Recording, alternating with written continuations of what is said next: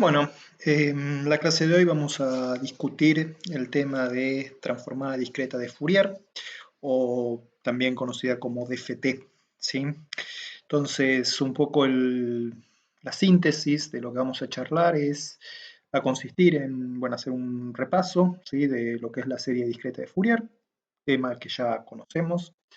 Luego, en base a esa discusión o ese repaso, vamos a introducir este nuevo objeto que denominamos transformada discreta de Fourier. Veremos algunas de sus propiedades. Haremos alguna muy breve, ¿sí?, discusión sobre el cálculo eficiente, ¿sí?, de este nuevo objeto, o sea, cómo uno lo puede calcular con una potencia de cómputo razonable. Y luego veremos alguna aplicación muy sencilla de el uso de esta herramienta para realizar análisis de señales, ¿sí?, fundamentalmente. Bien, entonces vamos a empezar, ¿no? La primera pregunta, ¿sí?, que nos hacemos es ¿por qué, ¿sí?, nosotros vamos a estar interesados en este objeto, que todavía no sabemos muy bien lo que es, ¿no? Pero conocemos varias transformadas, o hemos introducido varios objetos a lo largo del curso y veremos algunos más, ¿sí?, en las clases siguientes. Entonces, la pregunta es ¿por qué vamos a necesitar o por qué sería importante para nosotros disponer de esta herramienta, ¿sí?, que vamos a definir e introducir ahora? Bueno, nosotros sabemos que la transformada de Fourier se convierte en principio en una herramienta sumamente importante, ¿sí?, para lo que es el análisis tanto de señales como de sistemas, ¿sí? En particular vemos su importancia para el análisis de sistemas LTI estables, cómo a través de la transformada de Fourier uno puede describir, ¿sí?, en forma relativamente simple el procedimiento de muestreo, ¿sí?, cómo con la transformada de Fourier uno puede interpretar, ¿sí?, el contenido espectral de una señal y obtener información, ¿sí?, sobre la naturaleza de esa señal mirando los detalles del espectro de la misma, entre otras cosas, ¿no? Entonces, tanto para tiempo discreto como para tiempo continuo, la transformada de Fourier se convierte en una herramienta, diría yo, infaltable y imprescindible, ¿sí?, para lo que es todo el análisis de señales y el procesamiento de señales en general, ¿sí? Entonces, ustedes saben que a ustedes les dan una señal y ustedes en principio tienen una expresión para calcular la transformada de Fourier, supongamos que estamos en tiempo continuo, por medio de un integral, ¿sí?, que involucra a dicha señal. Ahora, es muy probable que en muchos casos, salvo los ejercicios que usualmente tomamos en esta materia, uno no pueda obtener ese cálculo, ¿sí?, de la señal en forma cerrada, ¿sí? O sea, muchas veces, si bien la transformada de Fourier existe, yo quizás no pueda obtener una expresión cerrada, ¿sí?, de dicho objeto. Y no solo eso, en muchas otras situaciones yo no conozco en principio a la señal, no tengo una relación funcional, ¿sí?, una expresión x de t, ¿sí?, para una señal que estoy observando. Yo directamente mido la señal, ¿sí?, con un osciloscopio, con un analizador de espectro, con lo que sea, y la idea es ver si yo, a medida que voy obteniendo esa señal, ¿sí?, puedo ir, ¿sí?, teniendo alguna noción de cómo es el espectro de la misma, ¿sí? Entonces, en estas circunstancias, ¿sí?, estas dos posibilidades, tengo la relación funcional de la señal, pero no puedo calcular en forma cerrada la transformada de Fourier, o directamente no tengo una expresión funcional de la señal y lo único que tengo son valores, ¿sí?, de esa señal, se vuelve importante ver cómo yo puedo hacer, ¿sí?, para calcular, ¿sí?, este objeto transformada de Fourier, o por lo menos tener una noción que me acerque a el espectro, digamos, de estas señales. Y está claro, ¿sí?, que yo voy a tener que, de alguna forma, auxiliarme en algún método numérico, ¿sí?, para poder hacer, digamos, ese cálculo, ¿sí?, o sea, poder obtener esa información. Entonces, esta herramienta que vamos a introducir, ¿sí?, transformada de Fourier o transformada discreta de Fourier, es justamente, ¿sí?, ese objeto, digamos, que me va a permitir, dada, ¿sí?, una señal, de la cual yo lo único que tengo que conocer son ciertos valores, ¿sí?, de la señal, poder, digamos, obtener un objeto, ¿sí?, que me dé información precisa, ¿sí?, sobre el verdadero espectro, digamos, de esa señal, ¿sí? Fíjense que, dado que yo tengo un dispositivo que es un conversor AD, que me permite, bajo ciertas circunstancias, transformar una señal de tiempo continuo en una señal de tiempo discreto sin pérdida de información, yo lo que puedo hacer es pensar en un dispositivo, esta DFT, que directamente trabaje sobre señales de tiempo discreto y me permita calcular o aproximar de alguna forma la transformada de Fourier de una señal de tiempo discreto. Porque si soy capaz de hacer eso, también soy capaz de hacer lo mismo para una señal de tiempo continuo, simplemente muestreando primero la señal de tiempo continuo, sin aliasing, y después calculando la transformada de Fourier de tiempo discreto de la secuencia resultante. Que sabemos que si no hay aliasing, básicamente los dos objetos son lo mismo, salvo por un pequeño, digamos, escalamiento en el eje de la frecuencia, ¿sí? Todo esto ya lo sabemos de el teorema del muestreo. Con lo cual nos vamos a concentrar a partir de este momento simplemente en transformadas de Fourier o en la pregunta o en el problema de aproximar o calcular transformadas de Fourier de señales de tiempo discreto, ¿sí? Porque sabemos que, gracias al teorema del muestreo, eso ya nos alcanza para hacer lo propio para señales de tiempo continuo. ¿Está bien? Entonces, este va a ser el instrumento, ¿sí? La DFT, ¿sí?, que vamos a introducir en un momento, pero a ver, ¿cuál es la idea de fondo, ¿sí?, de la transformada de Fourier de tiempo discreto? Bueno, es básicamente, ¿sí?, muestrear la verdadera transformada de Fourier de la señal de tiempo discreto en forma uniforme, pero muestrearla ¿en dónde? En el eje de la frecuencia o en el dominio de la frecuencia, a diferencia de lo que nosotros estamos acostumbrados a través del teorema del muestreo, ¿sí? Entonces, yo tengo una señal, ¿sí?, de tiempo discreto, esa señal tiene asociada una transformada de Fourier de tiempo discreto que quiero conocer, que quizás no puedo calcular en forma cerrada, ¿sí?, porque no tengo una expresión, ¿sí?, de esa señal, ¿sí?, lo único que tengo son las muestras. Entonces voy a un algoritmo numérico que me permita hacer ese cálculo a través de un muestreo de la verdadera transformada de Fourier. Eso va a ser la DFT, ¿sí? Ustedes pensarán, bueno, pero qué vivo, ¿sí?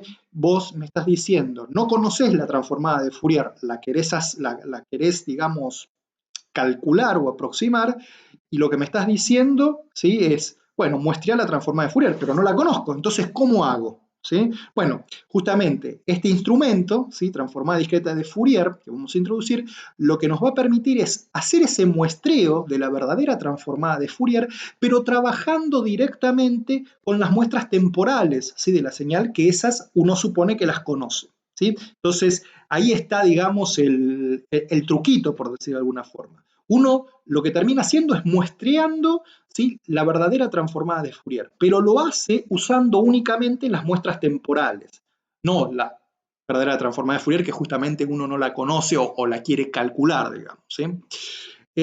Y el punto, digamos, más relevante, ¿sí?, que justifica de alguna forma el uso tan extendido de esta herramienta que es la DFT, es el hecho de que existen algoritmos, ¿sí?, para hacer este cómputo en base a las muestras, darme, digamos, las muestras temporales, darme el muestreo de la transformada de Fourier en el dominio de la frecuencia, que son muy eficientes, ¿sí?, que yo con pocos recursos computacionales los puedo hacer sin mayores problemas. La familia, que es extremadamente amplia de algoritmos, porque hay, digamos, distintas variantes, ¿sí?, de algoritmos que me permiten calcular este objeto de FT, reciben, ¿sí?, en general el nombre en forma colectiva de algoritmos FFT o Fast Fourier Transform, ¿sí? O sea, cuando nosotros hablemos, ¿sí?, de DFT o de FFT, estamos hablando básicamente de lo mismo, ¿sí?, del mismo objeto. La diferencia un poquito más detallada es decir, bueno, en realidad la FFT es un algoritmo que me permite calcular, ¿sí?, o obtener este objeto DFT. ¿Está bien? Nosotros en general nos vamos a referir como DFT, digamos, al objeto, independientemente del método de cálculo FFT que usemos para aproximar. ¿Está bien? Y vamos a discutir, porque esto es, si quieren, lo más jugoso, digamos, del tema, de que en realidad la DFT, ¿sí? Este objeto, ¿sí?, tan deseado que yo estoy buscando, no es otra cosa que la serie de Fourier de una secuencia periódica adecuada de tiempo discreto, ¿sí?, relacionada obviamente con la secuencia temporal de la señal original, de la cual yo estoy interesado en conocer la transformada de Fourier, ¿sí? Vamos a ver entonces que si nosotros ya conocemos desde el punto de vista matemático lo que es una serie de Fourier de una secuencia de tiempo discreto, bueno, de ahí pasar a la DFT, ¿sí?, es un pequeño saltito, ¿sí?, que no tiene casi ninguna complejidad conceptual.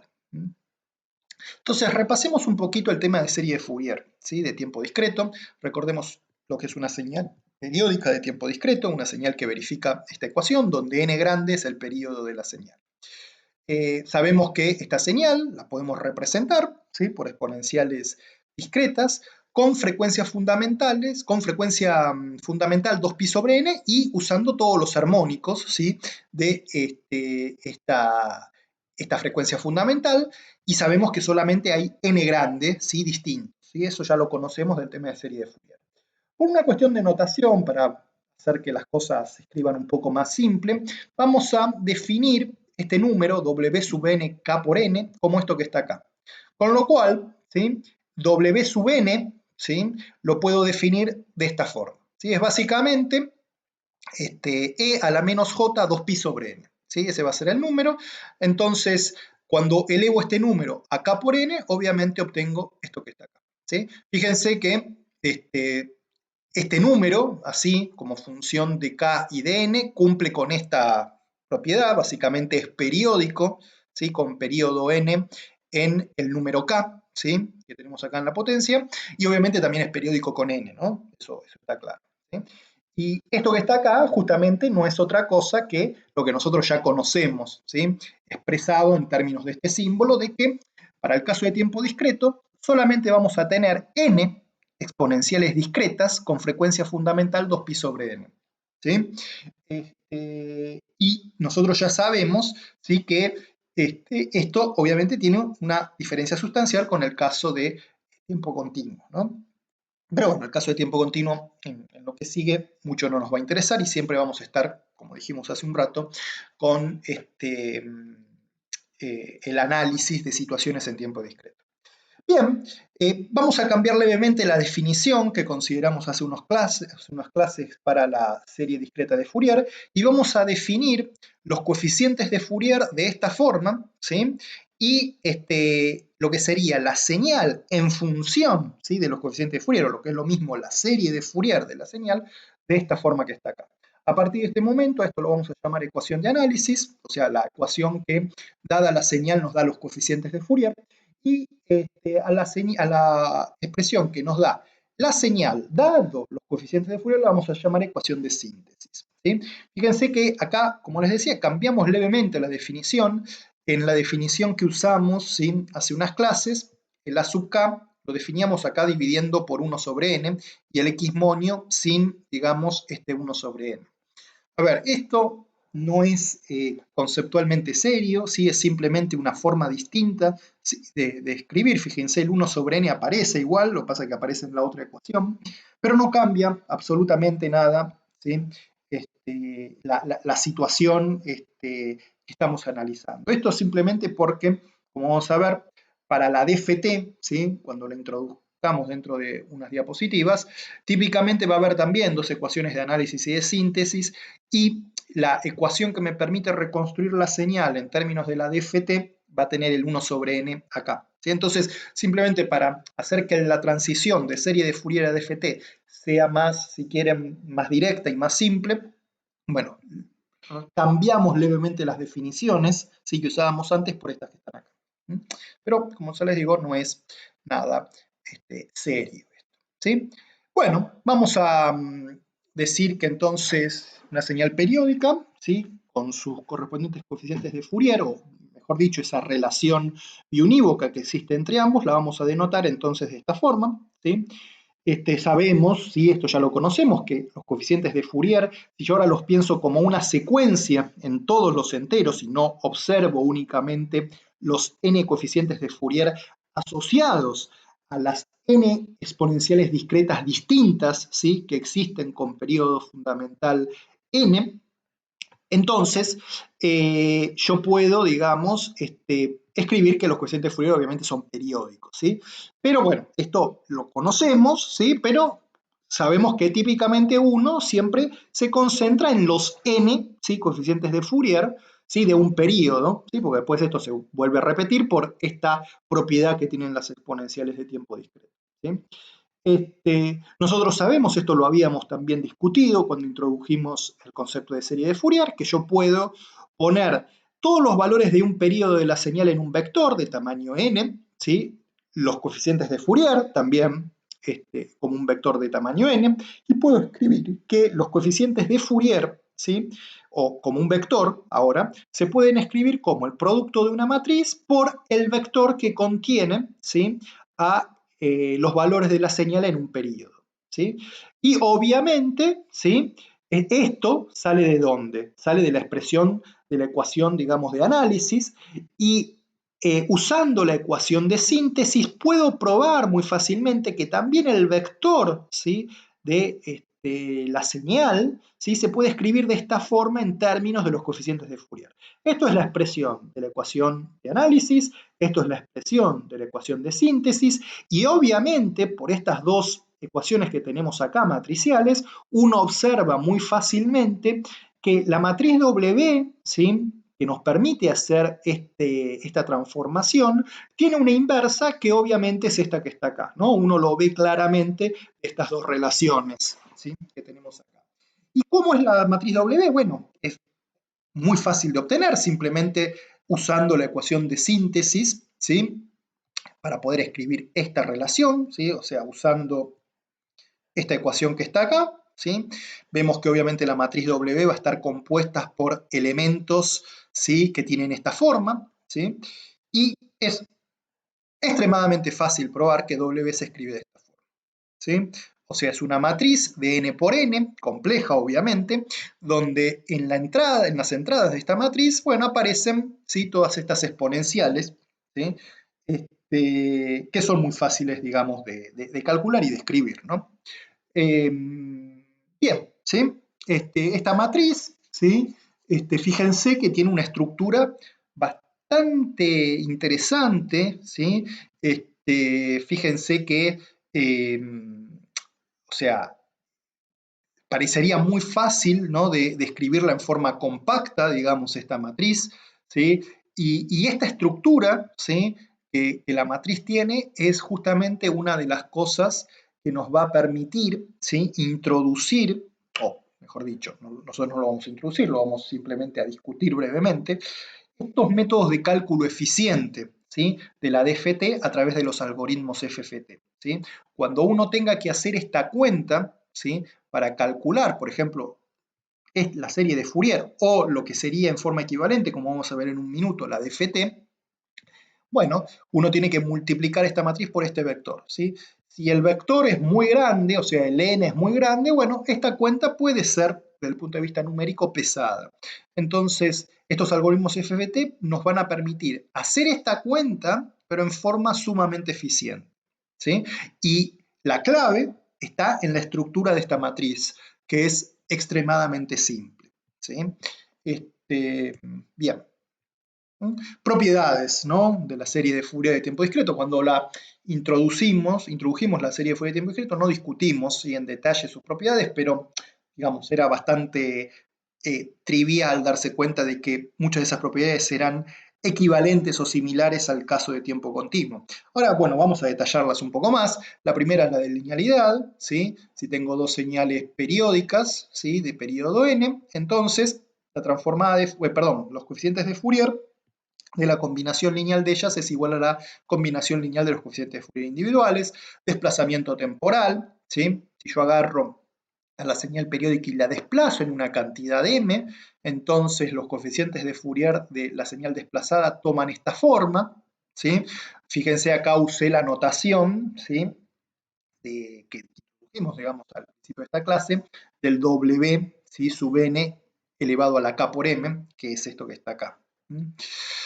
Dualidad, ¿sí? Si A sub k son los coeficientes de Fourier de X moño, y como A sub k también la puedo pensar como una señal periódica, ¿sí? Entonces puedo calcular sus coeficientes de Fourier, y cuando le calculo sus coeficientes de Fourier, los mismos obviamente están relacionados con el X moño de esta forma, ¿sí? Simetría conjugada, ¿sí? Y tenemos una propiedad particular, ¿sí? Que es lo que se denomina, ¿sí? La propiedad de la convolución, ¿sí? Periódica, ¿sí? De dos secuencias. Supónganse que yo tengo dos secuencias de tiempo discreto, periódicas, x moño y moño, ambas de periodo n, y defino esta operación, ¿sí? Lo que se denomina la convolución periódica, ¿sí? De estas dos señales, que la escribo de esta forma. Fíjense que esto es una convolución de las dos señales periódicas, pero donde la convolución o la suma, ¿sí? Que define esta suma de convolución, se restringe únicamente a un periodo, ¿sí? Esto es similar a la convolución periódica que aparecía, ¿sí? Cuando multiplicábamos en el tiempo, ¿sí? Dos secuencias de tiempo discreto que en el dominio del espectro de la transformada de Fourier nos daba la convolución periódica de las transformadas de Fourier, pero era una convolución de señales continuas, de señales analógicas, porque aparecía un integral. Bueno, esto es lo mismo, ¿sí? Lo único que como estamos convolucionando periódicamente dos secuencias de tiempo discreto, bueno, la convolución periódica de estas dos secuencias de tiempo discreto se reduce obviamente a una suma, ¿sí? A una suma de convolución, ¿sí? Restringida únicamente a un periodo, ¿sí? Bueno, esta señal, ¿sí? Fíjense, obviamente es una señal de n, ¿sí? N acá es un parámetro, ¿sí? Que da lugar a este z moño de n, que también es periódico, por supuesto. Y esta tiene unos coeficientes de Fourier que son iguales al producto, ¿sí? Al producto de los coeficientes de Fourier de las dos señales individuales que estoy convolucionando en forma periódica, ¿sí? Entonces, convolución periódicas de secuencia de tiempo discreto, ¿sí? Periódicas, se corresponde con la multiplicación de los correspondientes coeficientes de Fourier, ¿sí? De las señales individuales, ¿sí? Bueno, ¿cómo se prueba esto? Es extremadamente simple, ustedes lo pueden hacer simplemente por definición, ¿sí? Calculen o usen, ¿sí? O enchufen esto en la ecuación, digamos, de análisis, ¿sí? De la serie de Fourier, ¿sí? O de los coeficientes de Fourier, y operen un poco intercambiando las sumatorias, ¿sí? La doble sumatoria que aparece ahí, y van a ser capaces de calcularlo sin mayores problemas o de demostrar sin mayores problemas esta propiedad, ¿sí? Es importante, ¿sí? Analizar un poquito la mecánica, ¿sí? De esta operación de convolución periódica, ¿sí? Entonces, fíjense, ¿no? Recordemos, es una suma de convolución, tiene toda la pinta de una suma de convolución, pero que se realiza no de menos infinito a infinito, como la convolución, si quieren, tradicional, sino en un intervalo finito, ¿sí? De longitud n, ¿sí? En particular, uno elige siempre el intervalo que va de 0 a n grande menos 1, pero podría elegir cualquiera, ¿no? Y obviamente el resultado no cambiaría, ¿sí? Obviamente las secuencias X moño y moño están definidas fuera de este intervalo porque son señales periódicas, ¿no? Si no, no serían señales periódicas. Pero obviamente el hecho, digamos, de que estén definidas fuera del intervalo, por más que no aparezcan dichos valores en esta suma, porque yo solamente sumo desde m igual a 0 a n grande menos 1, el hecho de que estén definidas tiene influencia, ¿sí? En esta expresión. ¿Por qué? Porque fíjense que una de las señales yo la voy desplazando, ¿sí? A medida, ¿sí? Que voy calculando, ¿sí? Para distintos valores de n, ¿sí? El resultado de esta convolución. Entonces, a esta que estoy desplazando, ¿sí? Cuando la desplazo, ¿sí? Por este valor de n, la voy desplazando, empiezan a jugar en esta suma valores de la señal y moño que están fuera, ¿sí? Del intervalo que yo estoy considerando para la suma. Entonces, si bien la suma está restringida, ¿sí? A este intervalo, obviamente lo que pasa fuera de ese intervalo tiene influencia sobre el resultado de esta suma de convolución. Porque justamente X moño e Y moño son periódicas, ¿sí? Bueno, como nota de color, fíjense que para denotar esta convolución, que no es la convolución tradicional, bueno, usé un símbolo distinto, ¿sí? Entonces, en general, siempre que hablemos de convolución periódica para secuencias de tiempo discreto, vamos a estar, ¿sí?, usando este simbolito que está acá. ¿Está bien? Veamos un poquito la mecánica, ¿sí? Supónganse que X moño es esta señal, ¿sí? Yo marqué en rojo acá los valores que toma la señal en un periodo, ¿sí? Simplemente para diferenciarlos, ¿no? Porque obviamente la suma esta de convolución, ¿sí?, se restringe a lo que sucede, ¿sí?, o mejor dicho, a sumar valores, ¿sí?, dentro de este periodo, ¿sí? Acá tenemos entonces X moño y acá tenemos Y moño, ¿sí? Entonces, fíjense, si yo quisiera calcular Z moño en 0, ¿sí?, tengo que reemplazar acá n igual a 0 y hacer esta suma. Cuando reemplazo n igual a 0, lo que tengo que meter acá básicamente es y moño en menos m. Entonces agarro y doy vuelta, reflejo con respecto a este punto y moño, ¿sí? Fíjense que reflejar y moño me termina dando toda esta señal.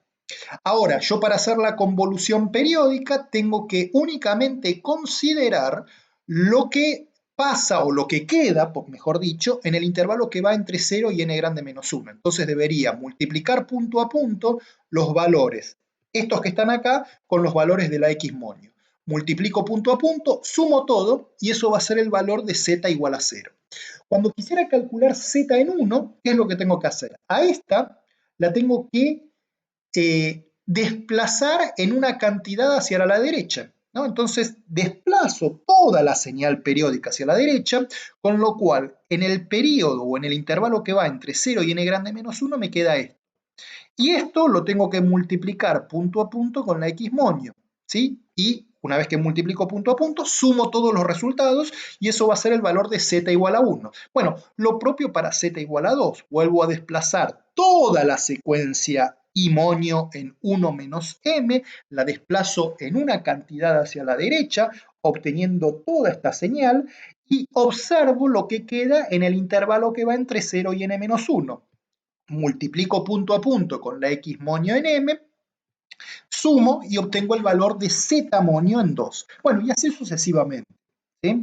Fíjense que acá se ve claro lo que yo les decía. Si bien uno suma únicamente, ¿sí?, dentro de este intervalo, ¿sí?, el intervalo que va entre 0 y n grande menos 1, lo que sucede fuera del intervalo, en particular para la I moño, tiene influencia, porque fíjense que acá, a medida que yo voy desplazando estos valores, ¿sí?, para ir calculando valores sucesivos de la Z moño de n, lo que sucede es que los puntos, ¿sí?, que están fuera, ¿sí?, de el intervalo, ¿sí?, de suma, van entrando, ¿sí? Por ejemplo, este puntito para el próximo cálculo entra, digamos, en este intervalo, y este que está acá sale, ¿sí? Se corre, digamos, y sale del intervalo de suma. Entonces, lo que está fuera, ¿sí?, del intervalo central donde se efectúa propiamente dicha la suma de convolución, está teniendo influencia en el resultado de esa suma de convolución periódica. ¿Está bien? Entonces es importante, ¿sí?, tenerlo claro eso, ¿sí? Fíjense que una forma, ¿sí?, de ver esto, ¿sí?, o estos desplazamientos, ¿sí?, sucesivos que yo voy obteniendo, en vez de mirarlo sobre toda la secuencia periódica, ¿sí?, que yo estoy, digamos, de alguna forma convolucionando, ¿sí?, lo puedo pensar como que tengo algo del tipo circular, ¿no? Por ejemplo, yo para pasar de esta a esta, lo que hago es, este palito que está acá, ¿sí?, lo puedo pensar como que corro toda la secuencia y este palito que se sale lo vuelvo a meter, digamos, en el comienzo, ¿sí? Puedo pensar, ¿sí?, de esa forma todos estos desplazamientos sucesivos cuando pienso a las señales, en particular a la señal I, únicamente en el intervalo que va de entre 0 y n grande menos 1. Fíjense, para pasar de esta señal a esta señal, puedo también pensar que corro todo esto y este palito que se sale, ¿sí?, que se sale ahora, ¿sí?, del intervalo de suma, se vuelve a inyectar acá adelante, dando como resultado esto que está acá. ¿sí? Es como que hay una especie, podría interpretar, si yo, por ejemplo, borrara todo lo que está fuera, ¿sí? del intervalo de suma, podría pensar que estos desplazamientos sucesivos son una especie de desplazamientos circulares, o sea que lo que se sale se vuelve a ingresar, digamos, por el principio. ¿Sí? Hay una circularidad, digamos, inherente, ¿sí? en esta convolución periódica. ¿Sí? Ese concepto de circularidad, ¿sí? que, a ver, lo podemos interpretar así, con este concepto de circularidad, o lo podemos interpretar como un desplazamiento usual, tradicional, pero sobre toda la secuencia periódica. ¿Sí? Esas dos formas de interpretar son perfectamente válidas. Cuando veamos el tema de DFT, muchas veces uno más que nada piensa en este concepto de circularidad, ¿no? Uno se olvida, ¿sí? de lo que está fuera del intervalo de la suma, que va entre 0 y n grande menos 1, y cuando va haciendo estos desplazamientos sucesivos los piensa como desplazamientos circulares. ¿Sí? Lo que sale vuelve a entrar al principio y así sucesivamente. ¿Está bien? Pero bueno, ¿sí? Eso es simplemente un pequeño detalle que ahora en un ratito vamos a discutir un poquito mejor. Bien, X monio obviamente es periódica, con periodo n. Le podemos calcular su transformada de Fourier, y su transformada de Fourier sabemos que la podemos escribir de esta forma, y que depende obviamente de los coeficientes de Fourier. ¿Sí? Es una secuencia de deltas de Dirac en la frecuencia, donde los pesos que toman esa secuencia de Dirac, cada una de ellas posicionadas en estos valores, ¿sí? no son otra cosa que los coeficientes de Fourier con, obviamente, este factor de escala. ¿Sí? Es sumamente fácil verificar, obviamente, que si yo antitransformo, ¿sí? esta expresión, obviamente llego a esto, ¿sí? que no es otra cosa que la ecuación de análisis, ¿sí? referida a el X-monio usando los coeficientes de Fourier. Y bueno, ¿sí? Así que hasta ahí no hay ninguna sorpresa. Bueno, vamos a definir ahora una señal que no es periódica. ¿Sí? Entonces vamos a empezar a pensar en una señal X de n que es 0, ¿sí? para todos los n negativos y 0 para todos los n mayores a n grande. Esta señal obviamente no es periódica, así que en principio yo no le puedo calcular sus coeficientes de Fourier. ¿Sí? O sea, en principio uno no los podría definir, ¿sí? porque ese concepto de coeficiente de Fourier aplica, ¿sí? para señales periódicas. Pero vamos a definir ¿sí? esta otra señal, P monio. Fíjense que P monio es una señal que es un tren de deltas, ¿sí? un tren de impulsos en tiempo discreto, cada uno de ellos posicionados en múltiplos de n grande. ¿Sí? O sea, en n igual a 0, ¿sí? tengo una delta, ¿sí? En n igual a n tengo otra delta, en n igual a 2n grande tengo otra delta, y así sucesivamente. ¿Sí? Sería un tren de impulsos infinito, ¿sí? con este periodo n. Entonces, me pregunto, ¿qué sucede si yo hago la convolución tradicional, ¿sí? porque esta x de n no es periódica, convolución tradicional entre xn y este p monio, ¿sí? este tren de impulsos periódico p monio. ¿Sí? Bueno, es muy fácil chequear, ¿sí? usando las propiedades de la delta, de que el resultado de esta convolución es esto que está acá.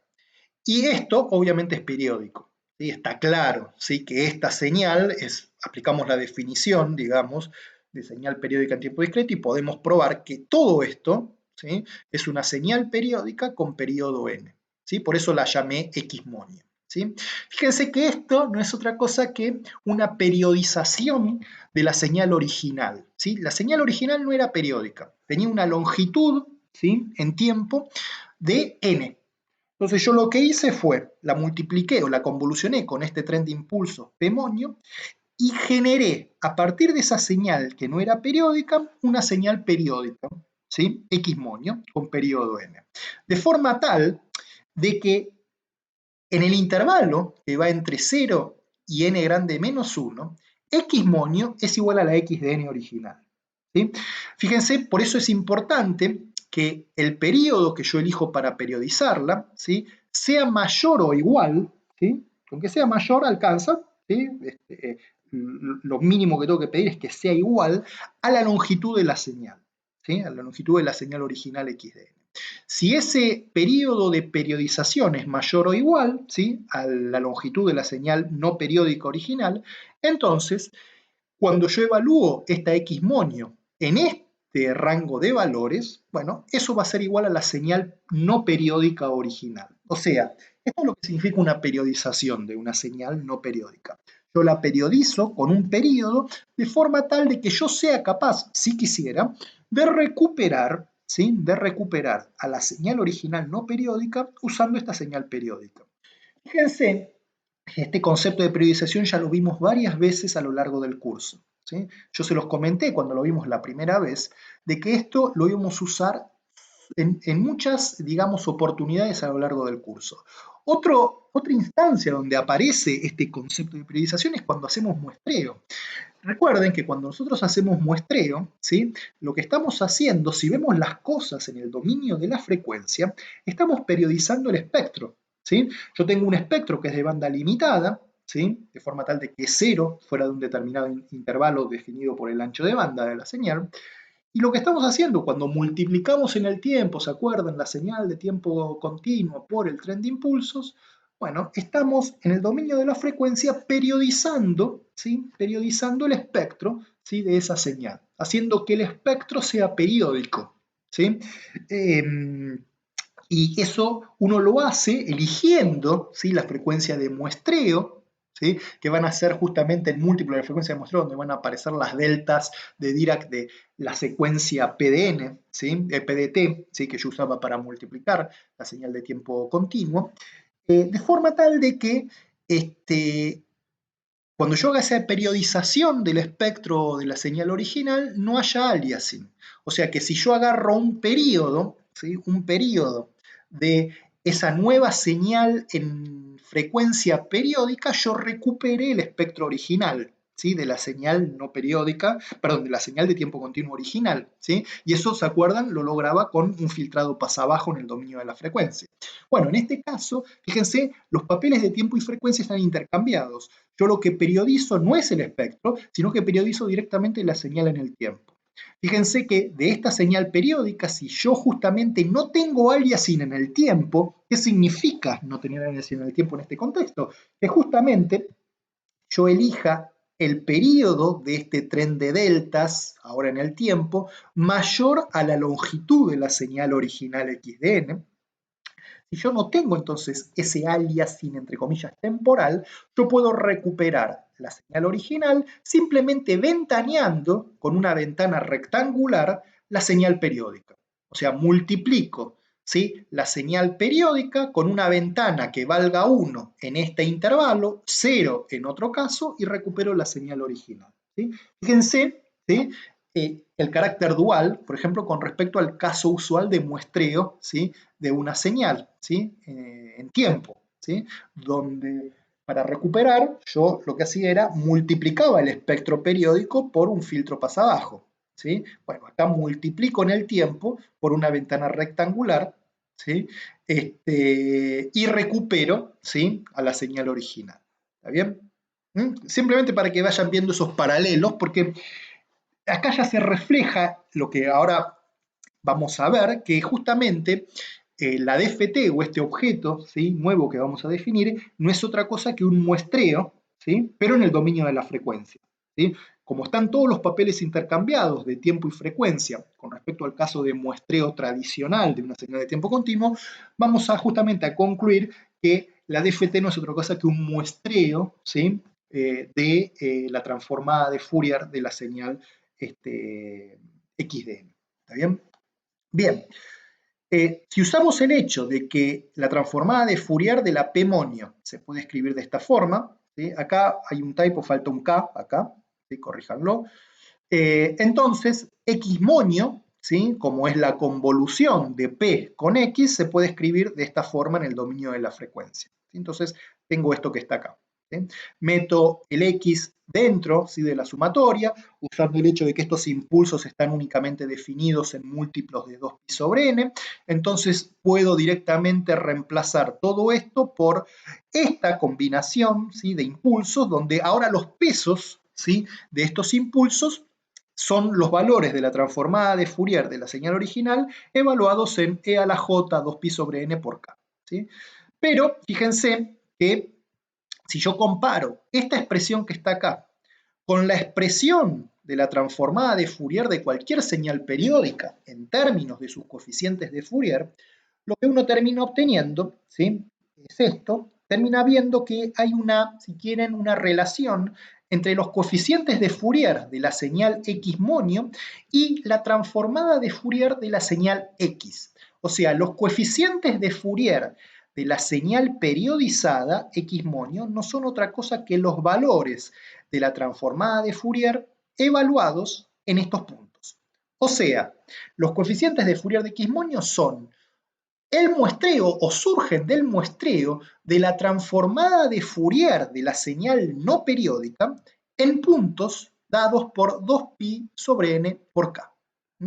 Entonces, vemos que si yo tengo una señal no periódica de longitud finita, si la periodizo de forma tal de que le pueda calcular los coeficientes de Fourier, esos coeficientes de Fourier yo los puedo calcular mediante el muestreo, ¿sí?, mediante el muestreo de la transformada de Fourier de la señal no periódica. ¿Sí? Un muestreo uniforme, donde ese muestreo se da de forma tal de que la distancia entre dos puntos sucesivos, ¿sí?, de muestras de esa transformada de Fourier sea 2pi sobre n. Esto sería el equivalente al periodo de muestreo de la transformada de Fourier, ¿sí?, haciendo el paralelo con el muestreo de una señal de tiempo continuo. ¿Está bien? Fíjense que está claro que estos puntos que yo tengo acá, ¿sí?, me definen totalmente a toda la transformada de Fourier. O sea, el hecho de que yo solamente conozca, ¿sí?, los puntos, ¿sí?, de la transformada de Fourier evaluados en estos valores, me permite, si yo quisiera, reconstruir toda la transformada de Fourier. ¿Por qué? Porque nosotros sabemos que hemos elegido el n, ¿sí?, hemos elegido el n de forma tal de que no haya aliasing temporal. Entonces, yo teniendo la secuencia de tiempo discreto, tendría que ser capaz de reconstruir la señal original a través de esto. Pero nosotros sabemos que esta está definida únicamente por sus coeficientes de Fourier, que no son otra cosa que el muestreo de la transformada de Fourier de X. Entonces, el muestreo de la transformada de Fourier de X tendría que ser suficiente, ¿sí?, para reconstruir esto, y por ende, si reconstruyo esto, puedo reconstruir toda la transformada de Fourier de X. ¿Sí? Entonces, debería ser posible reconstruir, ¿sí?, la transformada de Fourier completa usando únicamente estas muestras. Bueno, ¿cómo lo hacemos a eso? Se los dejo a ustedes para que lo piensen. ¿Sí? Piensen en el paralelo, ¿sí?, en este paralelo, en esta dualidad entre este muestreo que estamos haciendo, ¿sí?, en el dominio de la frecuencia y el muestreo tradicional al que estamos acostumbrados en el dominio del tiempo. ¿Sí? Piénsenlo a ver cómo uno, usando las muestras de la transformada de Fourier, debería ser capaz de calcular toda la transformada de Fourier, los valores de omega que no están contenidos en estos. ¿Sí? Deberíamos ser capaces de reconstruir. Entonces, ¿qué es lo que hemos visto acá? Hemos visto acá que si yo tengo una señal que no es periódica, ¿sí?, de la cual yo tengo que conocer la transformada de Fourier, yo lo que puedo hacer es lo siguiente. Agarro y la periodizo. Eso no genera ninguna complejidad, porque lo único que tengo que hacer es poner copias, ¿sí?, de los valores de la señal que ya los conozco, los n valores, digamos, de la señal que ya los tengo. Como ahora esa señal es periódica, esa X monio es periódica, le calculo los coeficientes de Fourier, que eso yo lo puedo hacer usando ¿qué? Usando la ecuación de análisis, ¿sí? Con la ecuación de análisis, donde aparecen únicamente los valores de la señal, ¿sí?, en el periodo original, o sea, los valores de la señal X de n, yo puedo calcular los coeficientes a sub k. Pero los coeficientes a sub k por este análisis no son otra cosa que el muestreo de la transformada de Fourier de la señal original no periódica. Y yo sé, ¿sí?, por toda esta discusión que hemos tenido, que si tengo estos, yo debería ser capaz de reconstruir la señal completa o la transformada de Fourier completa. Con lo cual uno directamente se queda con estos valores y trabaja, ¿sí?, con estos valores. ¿sí? Porque sabemos que estos son totalmente informativos con respecto a la transformada de Fourier completa. O sea, al tener estos, tengo información sobre la transformada de Fourier completa de la señal. No estoy perdiendo absolutamente nada de información. ¿Cuál es la clave? La clave es que la periodización se haga de forma tal de que no haya solapamiento temporal en la señal periódica resultante, ¿sí? O sea, si la señal x de n tiene longitud n, entonces, ¿sí?, yo voy a tener que periodizar con un periodo, si quieren, que sea mayor o igual que este número n. Si lo hago con un periodo menor, está claro que esta x monio sigue siendo una señal periódica, pero va a ser falso que yo pueda volver a recuperar la señal x de n haciendo esta operación, ¿sí? Va a ser falso, ¿sí? De la misma forma que era falso cuando muestreábamos una señal de tiempo continuo o de tiempo discreto con una frecuencia que fuera menor a la frecuencia de Nyquist, ¿sí? No podíamos recuperar, ¿sí?, la señal original porque justamente teníamos el aliasing en el espectro que hacía que yo no pudiera del espectro periódico extraer, ¿sí?, el espectro original por un filtro pasabajo de la señal, ¿sí?, que estamos muestreando. ¿Está bien? Entonces, el concepto acá es el mismo, ¿sí? Yo para lograr esto tengo que periodizar con un n, ¿sí?, mayor, ¿sí?, a la longitud de la señal. Pero esa noción de periodizar con un n mayor al periodo de la señal, a la longitud de la señal, se traduce a muestrear, ¿sí?, el espectro de la transformada de Fourier de dicha señal con un n más grande, o lo que es lo mismo, ¿sí?, con una distancia entre muestras en el espectro cada vez menor, ¿sí?, o con sustancialmente menor, digamos, a la separación 2pi, digamos, sobre el largo de la señal, ¿sí? La separación entre los palitos, ¿sí?, con los que me quedo cuando muestro el espectro tiene que ser lo suficientemente pequeña, ¿sí? Esa idea de muestrear fino en el espectro se traduce entonces a el hecho de que yo estoy periodizando, ¿sí?, con un periodo que me permite recuperar la señal original a partir de la señal periodizada. ¿Está bien?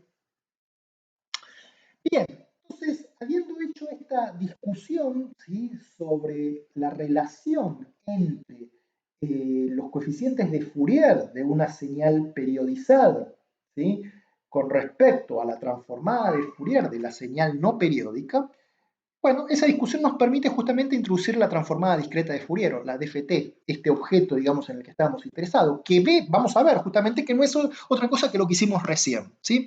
En términos precisos, vamos a definir una señal, ¿sí?, de longitud m, ¿sí? Vamos a suponer que la secuencia xdn tiene longitud m, o sea, que xdn es 0 para todos los n negativos y 0 también para todos los n mayores a este m. Elijamos un n ahora mayor a m, mayor o igual, ¿sí?, y generemos una señal periódica con periodo n en base a la señal original, ¿sí?, de esta forma. ¿Está bien? Nosotros sabemos que como n es mayor a m, entonces podemos recuperar a partir de la señal periódica la señal original haciendo este ventanillo, ¿sí? Fíjense que esta señal periódica, ¿sí?, que yo definí acá, la podemos escribir en forma más compacta, sin necesidad de escribir, digamos, toda esta sumatoria, de esta forma, ¿sí? X monio de n va a ser igual a x de n módulo n grande, el periodo, y eso lo vamos a escribir en forma compacta de esta forma, ¿sí? ¿Qué significa n mod n? Bueno, básicamente, esto es un número. ¿Y qué es ese número? Lo llamo Q. Bueno, va a ser simplemente el resto, ¿sí?, de dividir el número n, ¿sí?, chiquitito, dividido n grande, ¿sí? El resto, ¿sí?, de esta división, ¿sí?, de n por n grande, es el valor que yo tengo que poner en este argumento que está acá, ¿sí?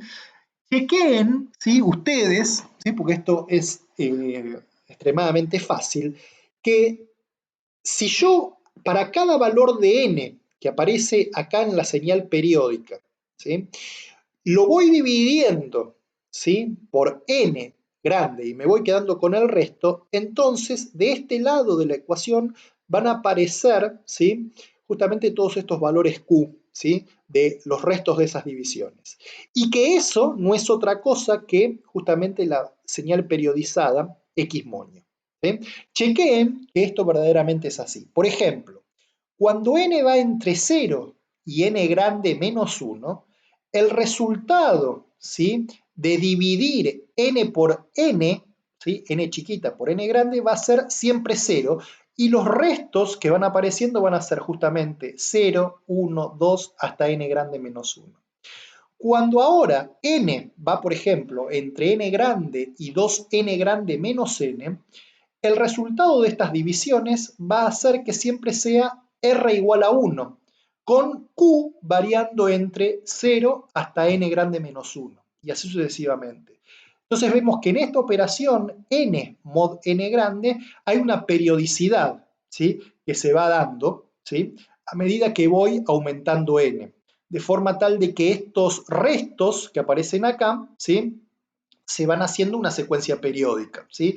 Y entonces, ¿sí? Siempre van a ser los mismos restos, ¿no? De 0 a n grande menos 1. Esos son los únicos valores, ¿sí? Posibles que toma Q. Y que siempre se van a ir repitiendo a medida que voy aumentando el valor de n, ¿sí?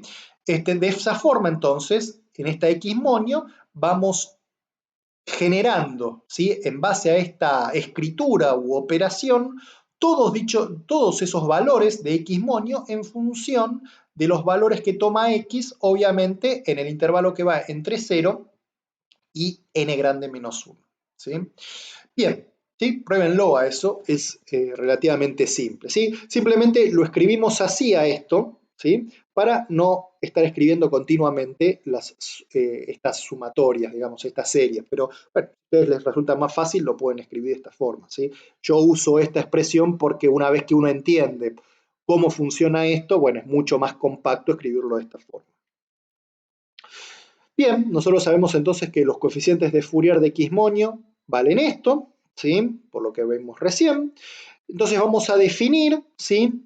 X grande de K como los coeficientes de Fourier, pero obviamente restringidos a un intervalo que va entre 0 y n grande menos 1. ¿Sí? Sabemos que los coeficientes de Fourier son periódicos con periodo n, pero bueno, yo digo en forma arbitraria, bueno, me quedo únicamente con los coeficientes de Fourier en este intervalo y después digo en forma arbitraria, esta secuencia la hago 0, ¿sí? Fuera de dicho intervalo. ¿Sí? Entonces uno podría pensar que todos los coeficientes de Fourier como secuencia periódica se pueden escribir, ¿sí? Como también una periodización de esta otra, ¿sí? De esta forma o de esta forma usando esta nueva notación. Entonces está claro que x de k, esta nueva señal que definí, ¿sí? Como es igual a los coeficientes de Fourier, ¿sí? En este intervalo, lo puedo escribir como el muestreo de la transformada de Fourier de la señal original, ¿sí? De esta forma. Con k obviamente variando entre 0 y n grande menos 1, porque es en el único intervalo que yo la defino, ¿no? Después lo mando todo a 0. ¿Sí? Y dado que yo sé que los coeficientes de Fourier de la señal periodizada X moño son estos, y que la X moño también lo puedo escribir en términos de coeficientes de Fourier de esta forma, y usando las definiciones anteriores, uno muestra fácilmente que este X de K, que yo definí, lo puedo escribir de esta forma, ¿sí? Usando la definición de los coeficientes de Fourier y la equivalencia entre estos y los coeficientes de Fourier, y que X, la señal no periódica, se puede escribir en términos de estos XK de grande, X grande de K, de esta forma. ¿Sí? Estas dos definiciones, ¿sí? Que pusimos acá, esto fundamentalmente, es lo que se conoce como la DFT de la señal. Estos números, que no son otra cosa que los coeficientes de Fourier de la versión periodizada de X, pero los coeficientes de Fourier restringidos a este intervalo, es lo que se conoce como la DFT, que sabemos que también son el muestreo de la transformada de Fourier de la señal X original. Y en esto que está acá, lo que estoy haciendo es simplemente la ecuación, digamos, de síntesis correspondiente a la serie de Fourier, ¿sí? Porque estos, ¿sí? En el intervalo que va con k variando entre 0 y n grande menos 1 son los coeficientes de Fourier. Y esto me permite entonces reconstruir X moño en este intervalo. Y bueno, como yo sé que X es igual a X moño en este intervalo y 0 fuera de este intervalo, entonces digo, bueno, fuera del intervalo esto vale 0 y recupero a la señal original no periódica. ¿Sí? Esta es la definición, estas dos son las definiciones de la DFT y de la señal original en base a la DFT. Ecuación de análisis y ecuación de síntesis. ¿Sí?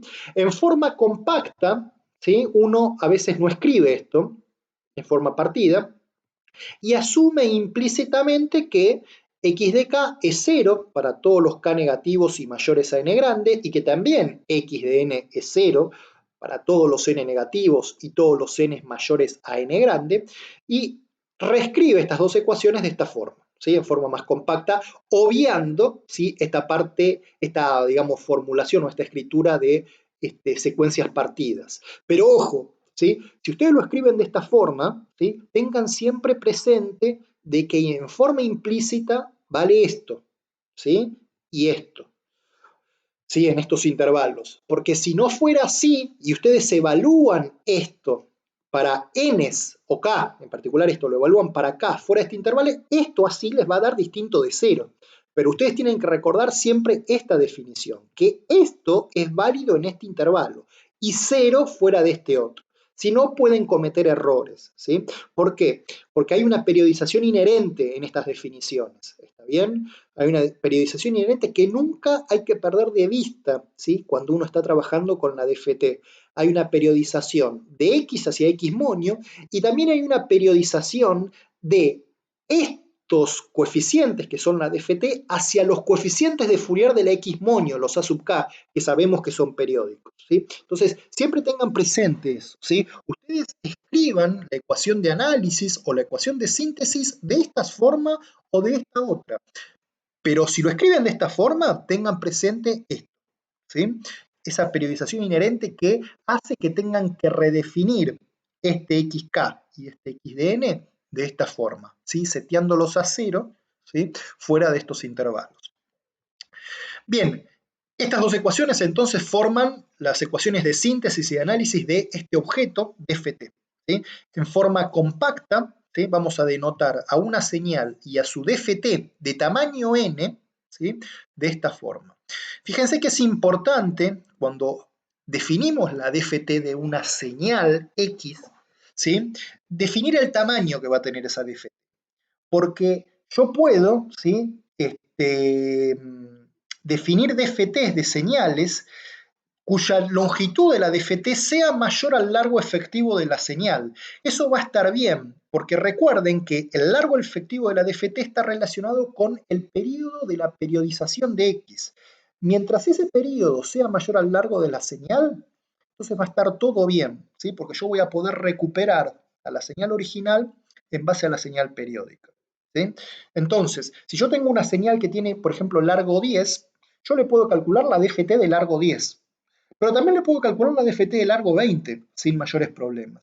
¿Qué es lo que tengo que hacer? Bueno, simplemente, ¿sí? A la señal X original que tiene largo 10, le agrego otros 10 ceros, ¿sí? Para hacerla de longitud 20, y a partir de esa señal, ahora de longitud 20, ¿sí? Que tiene 10 ceros agregados, periodizo esa, ¿sí? Periodiza esa señal de largo 20, ¿sí? Y calculo los coeficientes de Fourier de esa señal periódica que yo sé que equivalen, ¿sí? Por medio de esta ecuación, a los valores de la DFT de tamaño 20 de la señal original XDN. ¿Sí? Entonces, como puedo calcular distintos tamaños de DFT para una misma señal, es importante siempre, ¿sí? Aclarar acá el tamaño de la DFT que estoy considerando. ¿Está bien? Entonces, la DFT vemos que es igual, ¿sí? A las muestras de la transformada de Fourier de X evaluadas justamente en estos puntos, ¿sí? O sea, estos X de K son las muestras de la transformada de Fourier de la señal no periódica en estos puntos que están acá. O sea, voy a tener obviamente n muestras, ¿sí? Por eso tiene longitud n, son n muestras en el intervalo que va entre 0 y 2pi. Recuerden que la transformada de Fourier de una señal de tiempo discreto es periódica. Bueno, justamente esto que estoy aclarando acá es lo que yo les dije hace un momento. Cuidado cómo uno interpreta las ecuaciones de síntesis y análisis simplificadas, ¿sí? Tengan presente esa periodicidad inherente, ¿sí? Que aparecen en estas expresiones, ¿sí?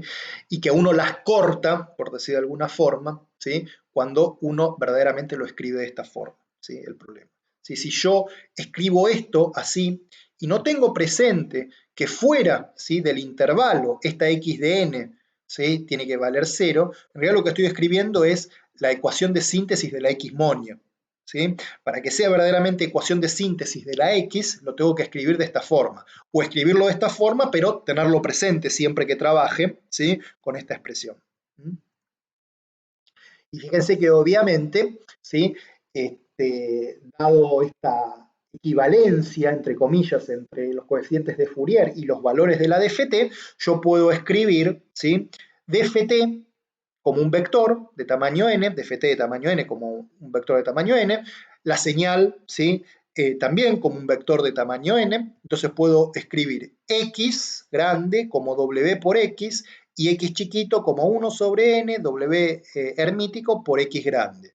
Y esta w es la misma de antes, la misma que usábamos para la definición de la serie de Fourier, ¿sí? Entonces podemos escribir la relación entre señal no periódica x, ¿no? Porque x no es periódica en general, y su DFT, ¿sí? A través de esta transformación lineal y viceversa. ¿Bien? Un ejemplo muy simple, ¿sí? X de n igual a esta exponencial, ¿sí? Calculémosle la DFT. Fíjense, esta señal no es periódica, tiene esta forma, ¿sí? Tiene esta forma en este intervalo y después es 0, ¿sí? No es periódica, claramente. Pero obviamente esta la puedo periodizar, ¿sí? Y la periodizo, ¿sí? Le calculo los coeficientes de Fourier, que son iguales a la DFT, bla, bla, bla, y obtengo lo que estaba buscando. Pero lo podemos hacer directamente aplicando la ecuación de análisis para la DFT, ¿sí? Que tiene esto. Entonces, la DFT de esta secuencia, en este intervalo, la puedo escribir de esta forma, ¿sí? O sea, reemplazo donde dice x de n por e a la j omega 0 por n, y resuelvo esta suma, ¿sí? Esa suma la pueden evaluar muy fácilmente y toma esta expresión que está acá, ¿sí? Estos son los valores que toma la DFT, ¿sí? Para esta señal. Fíjense que la transformada de Fourier de esta señal yo la puedo también calcular en forma cerrada, exacta, y toma esta forma, ¿sí? Recuerden que acá omega, ¿sí? Varía en forma continua, por decir de alguna forma, entre 0 y 2pi. Y acá los índices de la DFT obviamente son discretos. Si vemos esto y lo comparamos con esto, lo que vemos, ¿sí? Muy fácilmente, es que efectivamente x de k no es otra cosa que las muestras, o no es otra cosa que el conjunto de las muestras de la transformada de Fourier completa de la señal tomadas, ¿sí? En múltiplos de 2pi sobre n, en el eje de la frecuencia. ¿Está bien? ¿Sí? De acá lo vemos claramente, ¿sí? Esa equivalencia entre esto y esto que está acá. Y acá tenemos un grafiquito de lo que sería el módulo de la DFT, ¿sí?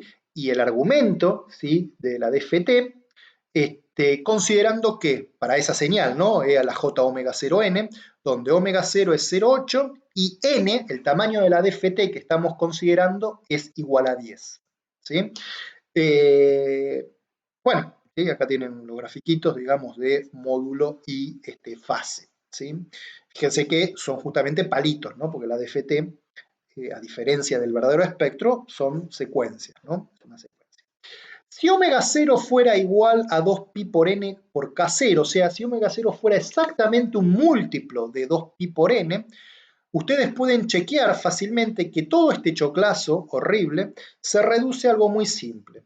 ¿Sí? La DFT va a ser igual a n cuando k es igual a k0 y 0 en otro caso. O sea, todo esto se reduce a tener un palito, ¿sí? Un palito en un determinado valor, ¿sí? K0, o sea, el múltiplo correspondiente de 2πn que me da omega 0 y después vale exactamente 0 en todos los otros puntos. Analicen un poquito ese caso, ¿sí? Porque es interesante, ¿sí?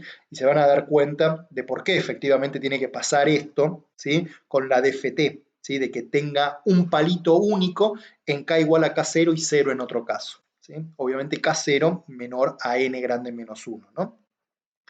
Bien, ¿sí? Y eso lo pueden ver, digamos, con mucha facilidad de por qué, digamos, sucede este efecto en la DFT, digamos, de esa señal. Pero si omega cero no es un múltiplo de 2pi sobre n, bueno, no vamos a tener esto, y sí vamos a tener toda esta expresión que hace que la DFT pueda no ser cero, ¿sí? Para ningún valor de k en particular. De hecho, fíjense en este gráfico que está acá, vemos que la DFT, ¿sí? Para esta señal con estos valores, ¿sí? Este omega 0 que está acá, que vale 0,8, no se puede escribir de esta forma con un K0, ¿sí? Que esté entre 0 y 9. Entonces me da que la DFT es distinta de 0, ¿sí? Para todos los valores de K. Bien. Bien. Propiedades, ¿sí? Propiedades de la DFT, ¿sí? Que son importantes, ¿sí? de conocer, ¿sí?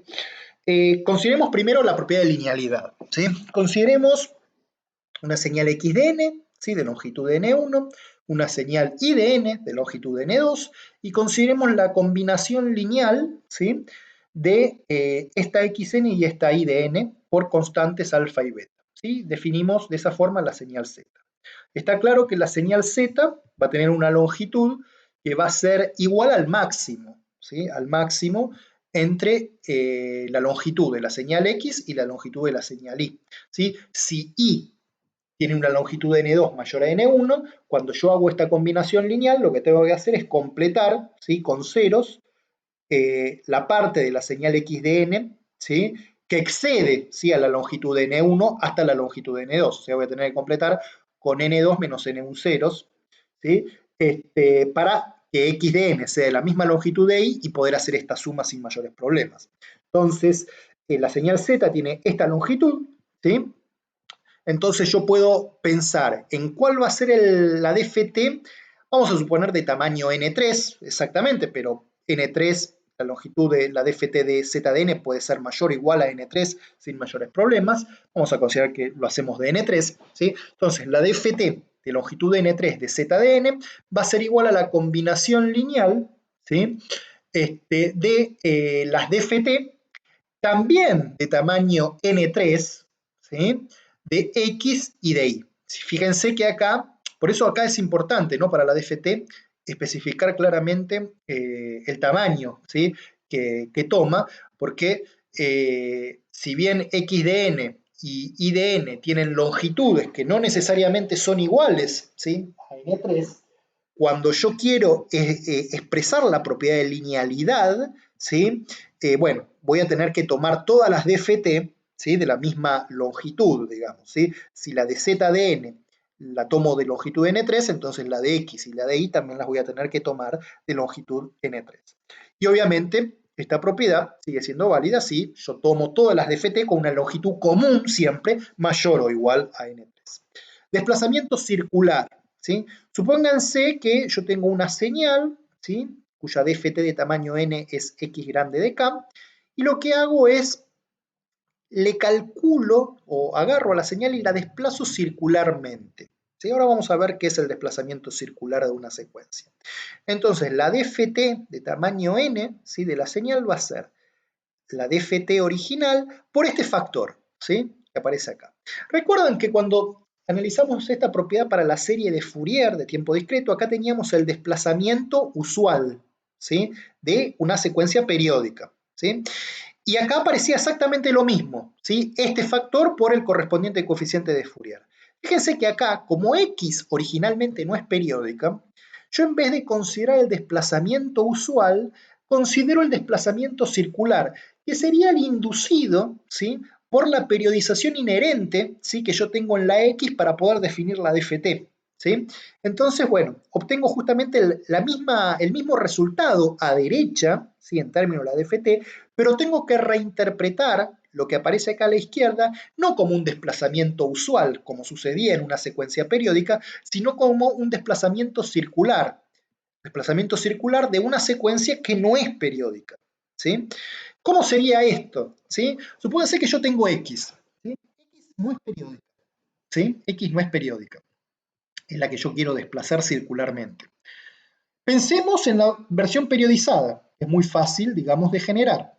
Y ahora supónganse que a la señal periodizada la desplazo no circularmente, sino en términos, le hago un desplazamiento normal por 2. Entonces desplazo toda la secuencia periódica por 2. Y me fijo qué es lo que pasa, ¿sí? Qué es lo que sucede justamente en el intervalo de interés, el intervalo que va entre 0 y n grande menos 1. Fíjense, obtengo esto, ¿sí? O esto que está acá. Bueno, este resultado que está acá, ¿sí? Cuando yo lo comparo con esta, la señal original, no es otra cosa que su desplazamiento circular por 2. Fíjense qué es lo que hemos hecho. Cuando desplazamos circularmente por 2 esta señal hacia la derecha, estos dos valores han salido fuera del intervalo y se han volvido a colar al principio del intervalo. Eso es lo que se conoce como el desplazamiento circular de una secuencia no periódica. ¿Cómo lo podemos interpretar en forma equivalente? ¿Sí? Como el desplazamiento usual de la versión periodizada y quedándonos después con lo que aparece en el periodo central, o sea, en el intervalo que va entre 0 y n grande menos 1. ¿Sí? O sea, el desplazamiento circular de una secuencia no periódica, esto, que es básicamente esto, que lo puedo interpretar de esa forma. Bueno, estas dos cositas que salen hacia la derecha, las vuelvo a inyectar al comienzo, digamos, de la señal, se puede interpretar en forma equivalente como periodizar primero la señal, desplazar en forma regular la señal por la misma cantidad, 2 en este caso, y después quedándonos con lo que queda únicamente, o con lo que está, en el intervalo que va entre 0 y n grande menos 1. ¿Sí? Son dos formas distintas de interpretar el desplazamiento circular.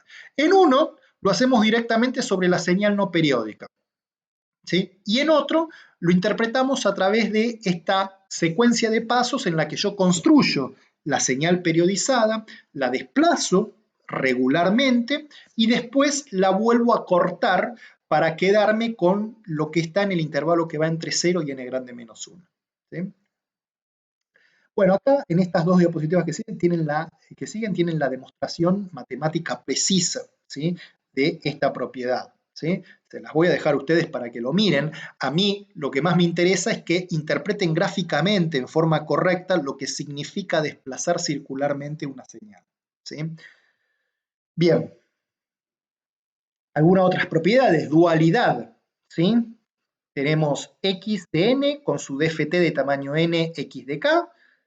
Podría pensar en redefinir esta x de k como una señal en el tiempo y calcularle su dft. Bueno, su dft toma esta forma que está acá. ¿Sí? O sea, es el reflejo temporal, el reflejo circular de la señal original no periódica de longitud n. ¿Sí? O sea, esta es la propiedad de dualidad, ¿sí? De la dft, que uno la calcula muy fácilmente o la prueba muy fácilmente usando, ¿sí?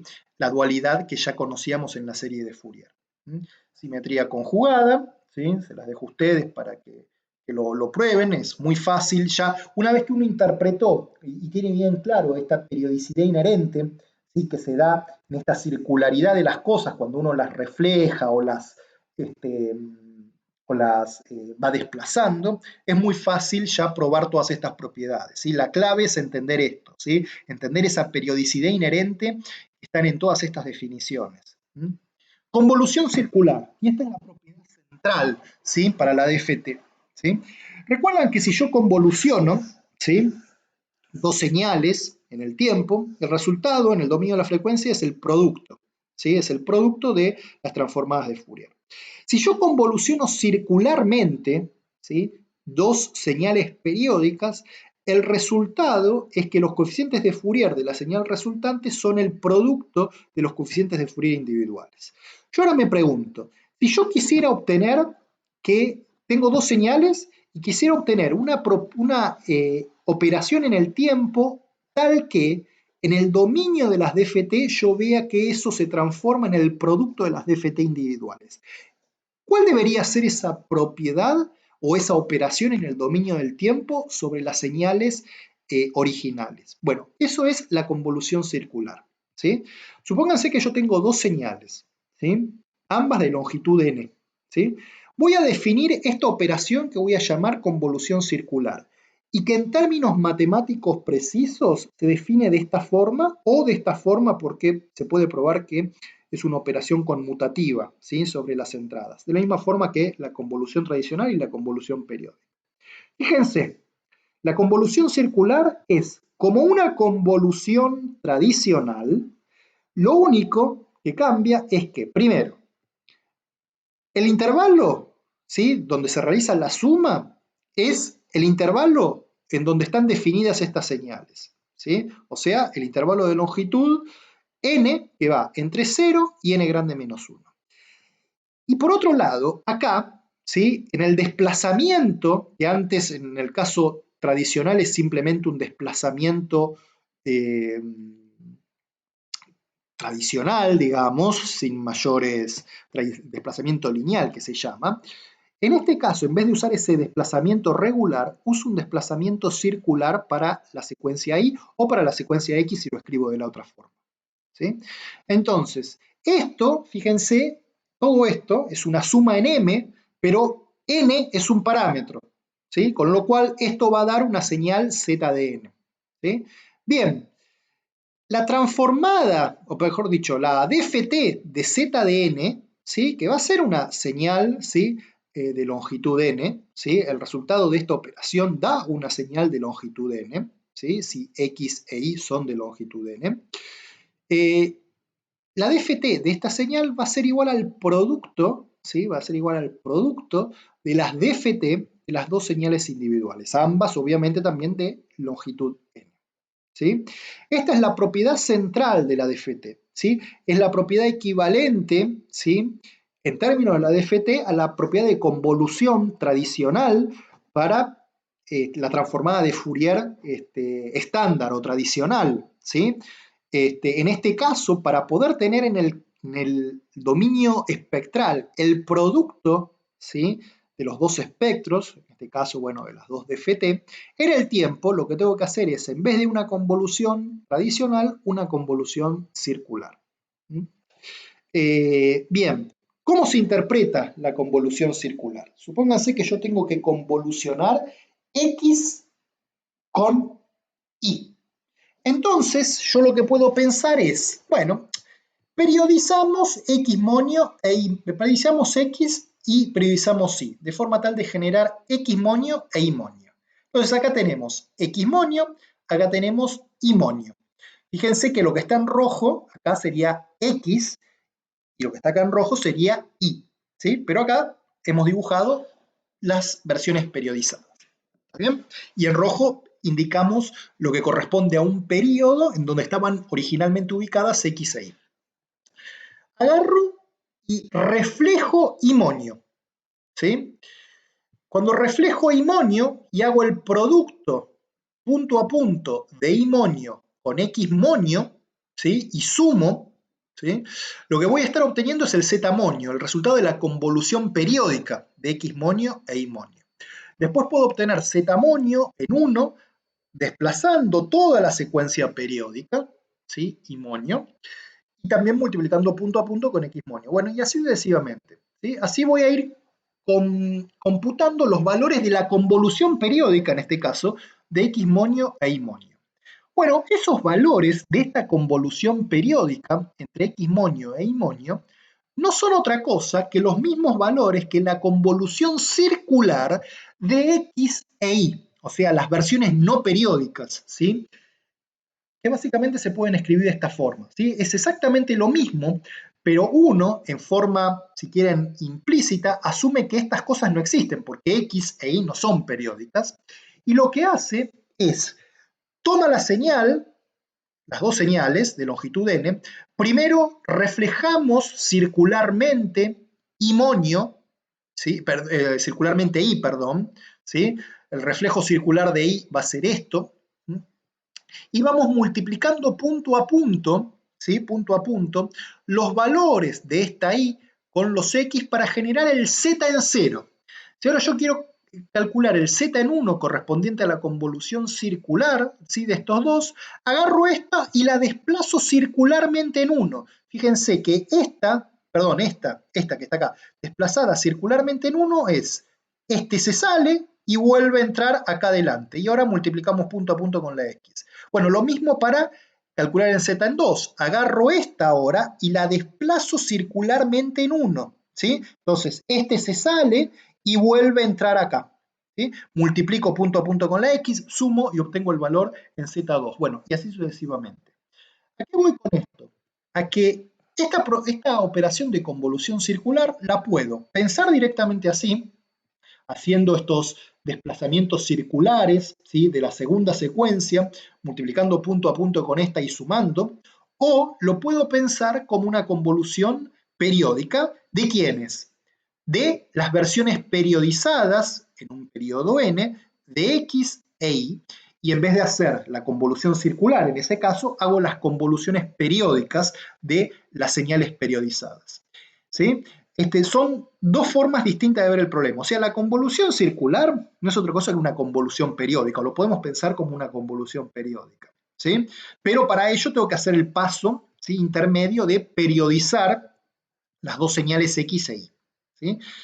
Yo cuando uno ya está, digamos, más acostumbrado, digamos, a estas cosas y ya hizo varios ejercicios, no lo piensa en general en este formato, ¿sí?, en este formato de primero periodizar, convolucionar de forma periódica y quedarse, ¿sí?, con la suma justamente en el intervalo que va entre 0 y n grande menos 1, sino que directamente lo hace de esta forma. ¿Sí? Pero eso es porque uno ya hizo muchos ejercicios y ya esto lo tiene bien claro, ¿sí?, que no tiene necesidad de pasar por las secuencias periodizadas para obtener el resultado de una convolución circular.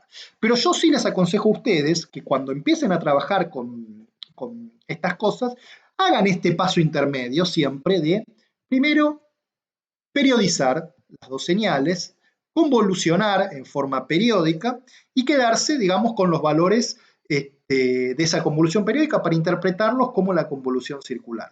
Hagan varios de esos ejercicios haciendo todos estos dibujitos y después van a ver que no los van a necesitar hacer más y los van a poder hacer directamente con un esquema de esta forma, ¿sí?, sin mayores problemas.